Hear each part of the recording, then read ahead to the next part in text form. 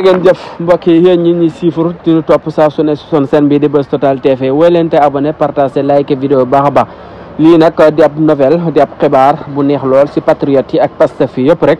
muy kii di Birame Souleye Diop nekk fa tamit am membre bu am doole lool ñu bëree ràññee ko te téye woon ko si ginnaaw si ay wax yoo xam ne yëkkati woon na ko moom Birame Souleye Diop nekk président groupe parlementaire di Yewwi Askan Wi moom kii di Birame Souleye Diop dañ ko téye woon ay fan man daanaka war naa mat semaine moom Birame Souleye Diop tax na rek kii di avocat di xamle rek na moom bàyyi nañ ki nga xam ne moom moo di Birame Souleye Diop mu daal di libre loole nag ñu si bëri di waa Pastef ak patriote yi ñu si bëri daal si kontaan si googe la bàyyi ñu xam ne bàyyi nañ ko mu doon kii di Birame Souleye Diop mu nekkoon tamit ku am solo lool si ñoom à chaque fois rek mu doon génn di wax si Yewwi Askan Wi mu doon kii di Birame Souleye Diop tam bokk si waa Pastef ñu leen wax nag woy leen tey abonné tey partagé tey like vidéo yi baax a baax